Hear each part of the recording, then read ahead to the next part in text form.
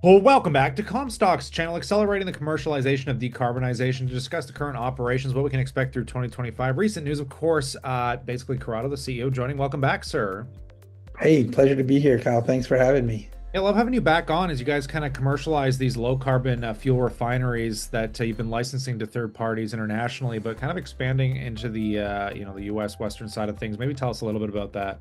Sure. Well, first, last summer we did announce the commercialization of our first three major projects in Australia. That was with a licensee, South Asian Carbon Limited, SACL for short.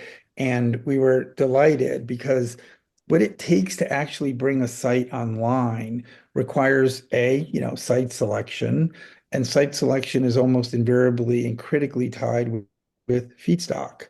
So the project developer has to identify a site, secure feedstock, ensure the feedstock is sufficient, right, or of the right quality to um, fuel the engine, and then get offtake, and then ultimately finance, build, commission, and bring that. And the reason we're so happy about that was that, the engineering services required for doing that we provide. So we get like 6% engineering fee associated with the project. We get 6% ongoing royalty fees.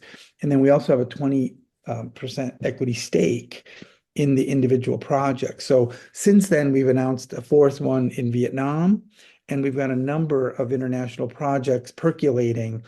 They take time because you're literally building the system from the ground up. So as you mentioned, here in the US, we've been all over the United States. Obviously, there's certain states that are more in the wood baskets, right, than others. Your Oklahomas, your Minnesotas, your New Yorks, your Washington states, et cetera. But there's a large number of them. Woody biomass is incredibly abundant in the United States, and waste woody biomass is incredibly abundant, in the United States. And so we've been working and we continue to work with a number of states effectively for site selection. When you have such a strong demand, there's such a strong economic push, the states actually get motivated, right, to incent us, right, to come in. And that's what just happened. Oklahoma is obviously open for business.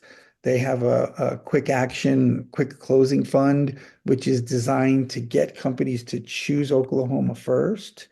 And so our fuels team, which already has a good base, operating in Oklahoma, but we went a step further. We said, look, we're willing to put our corporate, I'm sorry, our fuels corporate headquarters here. We're willing to ensure that we select a site here and then build an initial refinery here. And so for that commitment, they're giving us $3 million, which is very timely and very well appreciated. Yeah, I mean, kind of just frameworking that, moving into 2025, how does this all play into your expansion? And maybe just tell us what investors should focus on. Yeah, so great question. So, as we think about, commercializing these sites and commercializing these partners, we often refer to the corn ethanol industry as an analogy. When serial number one was built there, it resulted in an explosive growth. Almost 200 facilities were built in, something less than 10 years. We're literally on that mindset. The demand for these fuels is upwards to, 16 billion gallons. 1 million ton per year facility of waste wood would generate over 125 million gallons. But, you can see quickly how you'd need, over 100, 120, 130 of these types of facilities. So what we're looking forward in 2025 is you would hear now us select a site. You would hear us announce the securing of abundant feedstock at very efficient, economics to feed that site. We would secure offtake, for that site, and then and both from, the financial markets and the state get support in financing.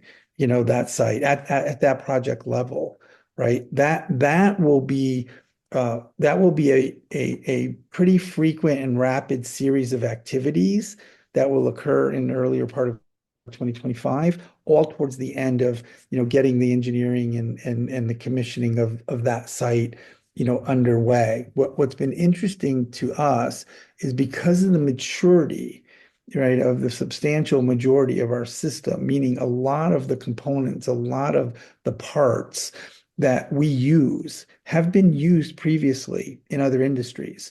Our digester comes from a very mature, sophisticated pulping and paper, industry. We digest wood very similarly.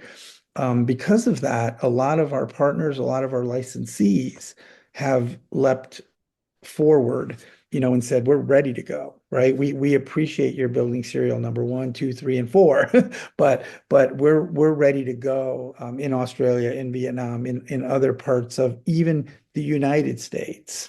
So I think you'll hear a lot about the first site, and all of the pieces that I just mentioned coming together and getting it financed and up and running very positively. But you'll hear a lot of the partners extrapolating that technology around us and maybe in some cases in front of us.